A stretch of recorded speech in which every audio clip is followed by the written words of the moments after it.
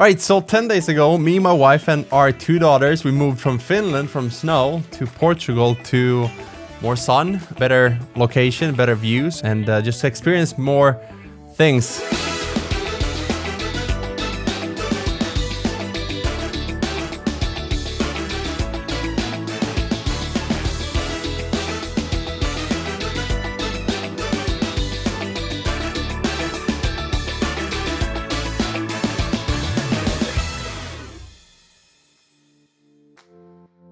We've been planning this for a couple of months now to go somewhere. First, we wanted to go to Cyprus, and then because certain restrictions, we looked at other areas and other countries, and we found Portugal with beautiful weather, beautiful locations, great people, cheap living, and also in case of starting a business here, it has low crypto taxes, like the capital gains on crypto is 0%. And that tells me that not only is it a great place, but it's also a place where they welcome inventions and they welcome the future and what that means, you know, in terms of decentralized finance and all that. So that's a whole nother topic. Today we're going to talk about the pros and cons of moving to Portugal after just living here 10 days. So the first pro is actually the location and the views and just the place where we live. So we rented out a apartment in it's almost like a villa or a resort where you have multiple smaller villages or apartment complexes with palms and beaches and pools and gyms. And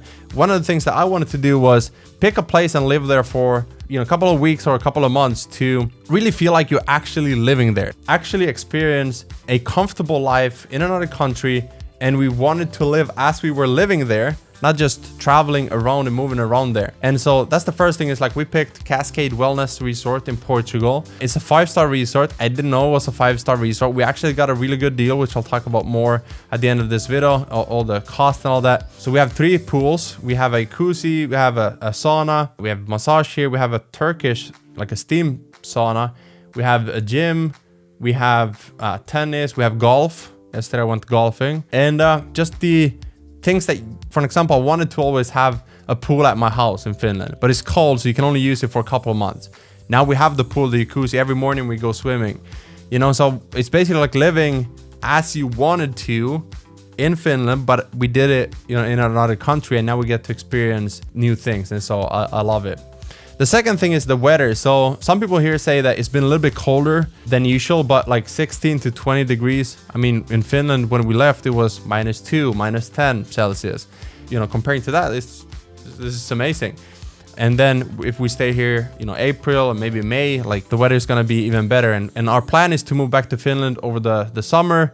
And then we'll see again, you know, come August, September, if we go to Cyprus, if we go here again, we'll see. But our plan is to live pretty much half the year outside and half in Finland. Number 3 is the actual resort. A better way to say this is the third pro is the location that you pick. So I already told you what we have with the pools and the sauna, the spa and everything, the gym. For you, if you go somewhere, let's say you want to go to Bali, you want to go to Thailand, you want to go to Norway, like Iceland, wherever it is, like pick a location where you feel like this is a place where you could feel at home. I think that's the biggest thing, is because when you're traveling, it could be mentally draining if you're always moving around and trying to find your place. So one of the reasons, for example, we upgraded from a 60 square meter apartment to a 90, 100-ish square meter apartment is so that I can have a room where I film and I work. And, you know, it's a little bit homemade, but it works. In the other room, kids were there and, you know, all that stuff. And so it was a little bit harder to focus. And so that's the next thing, is like you want to have a location where you feel like home. Number 4, amazing service and amazing people. So depending on where you go, if you do some research, you'll find places where you can get really good service. I mean, the people here in the hotel area, the resort, they're super friendly. So like when we had a problem with the internet, you know, they're like a couple of minutes, they're here to fix it. It's just everything, like the food, the service. I mean, everything has been just, I'm mind blown when it comes to the service, from the sauna, the spa, everything. And so you want to pick something, especially the first time you go, you want to experience it and have like a good first experience, a good first impression. Like you want it to be better than at home, because with homesickness and that sort of stuff that comes, you still want to see the benefits of still being here, because you know, you will meet the reality. And so make sure that you've prepared mentally for that as well. And number 5, cheaper living. So Portugal is a pretty cheap country to live in. I think the minimum salary is around 800 euros a month, which is like $900. And that's lower than Finland. I would say the minimum in Finland is probably around 1,200 to 1,500. So it's a little bit lower, but if you look at US, I mean, salaries are much higher in US. And so if you go to Portugal, from a country where you're making much more, then you'll live like a king, you'll live like a queen. For us, it's pretty much the same in terms of food and everything. It's not expensive here, but you know, if you want something more fancy, obviously you'll find that, whether it's food, restaurants, or places to go and live in. You'll find both the cheap apartments, you'll find the cheap hotels, you'll find the luxury villas. Number 6 is the experiences that you get. You know, put money aside, cost of living and all that, just the experiences that you get from traveling around. For me, I wanted to experience, even with the kids, I want to give them the experience as well. Me and my wife, we wanted to also see new things. And instead of saying we can't do this because we have kids, we're like, how can we do this with the kids? And then the 7th and final pro before we go into the cons is the new income streams that you can create when you move abroad. So for example, I'm sure there's a lot of open positions here. You'll find jobs. I don't know about the pay. That's something you would have to do some research on. In my opinion, it's better to start a freelancing or funnel agency business where you do work remotely and you just find clients online, and we teach that in Full-Time Funnel Designer, but you can find that on YouTube as well if you don't have a budget to hire someone who's done it and actually model what they did. But you can find ways to make money online, actually do freelancing or something where you trade your time for money, or you trade services for money, and you build maybe a team around you so you don't have to do everything yourself if you want to experience and travel a little bit more. So those are the 5 pros, and now let's go into the cons or the downsides, things that you want to think about before you move somewhere or you go travel, before you sell everything and just go and become a digital nomad. The first thing is initial cost to travel or buy new stuff. So you might need something new. Like for example, we bought a new stroller for the kid. We bought some new things for the travel bags, like gear for maybe the equipment if you have an online business. And so you want to keep those things in mind, so you budget for them. Second thing is the adrenaline that sets in when you're traveling. And I don't think a lot of people talk about this, you know. Adrenaline is something like you don't really know about it until after, when it starts slowing down and you feel exhausted. So have you ever traveled for a week to any beautiful location, and you know, when you come home, it's like you feel more tired than you know before you left to your vacation? Like, it doesn't make sense, right? But as you come back from this high and you come back down to, people call it reality. No, it's just adrenaline from traveling. And so even us now, I knew this. So like, that's why I haven't recorded a lot of videos lately, because I had to slow down, get back to normal, and then allow myself to catch up and sleep good and eat good. And then from there, I'm like, now I'm rested, now I'm productive, and now I feel great. Let's start, you know, shooting some videos and actually get to work. Number 3 is it can be mentally draining to move around because, for example, language barriers. You go and you want to buy some food to a grocery store. You're like, what is batata? And you have to Google translate it, and you see, okay, it's potatoes. But in Finland, if you see batata, it means another type of potatoes, the batata potatoes. Anyway, so it's different, and it's mentally draining to locate, like, okay, where's the place I'm gonna stay? How do I get access to it? Where's the rental car place? Where's the taxi, the bus? Where's the, like, all the things that you have to find and understand and talk to people is depending on who you are as a person. It can be mentally draining. I'm sure for some people it just excites them because they're more extroverted. I'm introverted. So for me, like, I just want to get all of that done, get to my place, and then get into, out in the nature, see the beach, nice weather, work on my creative stuff, and just, live simple out in a beautiful, peaceful place. And that's the, best thing here. It's actually peaceful. I feel peace, first time in a very long time. I don't feel stressed out because we live literally at the ocean. Number 4, it's harder to find hours to work because there's other things you want to do. And with that comes productivity and focus.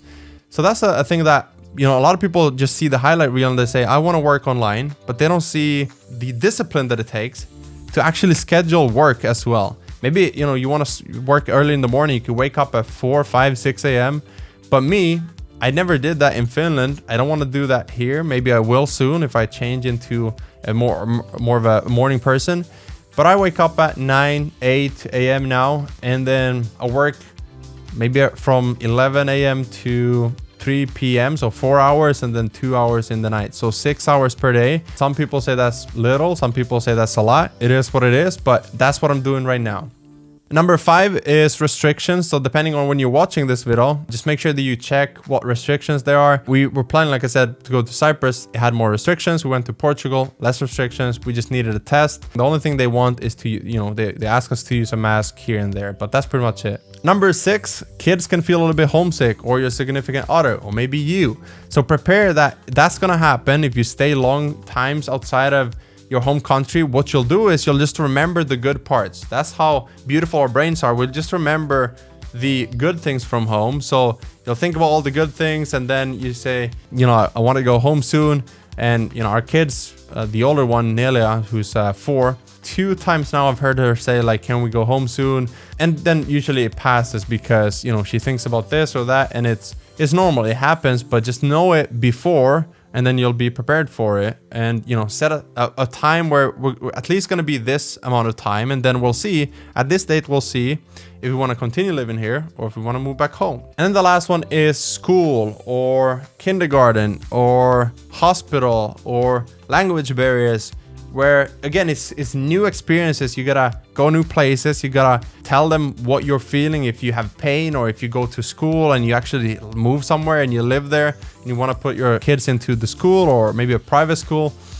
These are things that it's not a con. It's just, it's going to require some work and some effort from you to go and figure these things out. But that's pretty much it. That is the list that I have here that I've compiled. I want to hear from you. Are you a digital nomad? Are you planning to become a digital nomad? And maybe if you are, you might have some questions. You might be thinking about the cost to move to this place, or how do you make money from your online business to afford this? Like how expensive is it? So if you want to see a full breakdown of the cost, comment below and I'll make a separate video. And also subscribe, because the next video is all about the income streams that I have, the 5 biggest income streams that I have that allows me to do this for a living and move to any country that we want, obviously within budget, but there are ways that you can get places pretty affordable. So last thing, as I promised in the beginning, what we did to get this affordable place, we booked 20 days at first, so 3 weeks. I went on Booking to find a good place. We booked this and it was 2,500 for 3 weeks, which is not bad. You can get an apartment for 800, 1,000. You can get on Airbnb. If you do like a month, you'll get a monthly discount. 2,500. And then my dad sends me a message and he's like, hey, did you check their website? They have a deal right now where you can get 50% off if you da-da-da-da-da. And I checked it out and there you go. It's 1,250, 3 weeks at a great place with all the views, the beach, the restaurants, the gym, the pools, the spa, the jacuzzi, the sauna, everything included. So we can use all of that free of charge while we actually have our separate apartment, which is pretty impressive if you take a look at the prices in some other areas. For example, some people prefer to go to Dubai, you know, zero tax business, all of that, and they pay 6,000 a month to 10,000 a month for their apartment. So that's it for this video. Hopefully you liked it. If you want to see more videos like this, my journey here in Portugal, make sure you subscribe with the post notifications on. With that said, I'll see you in the next one.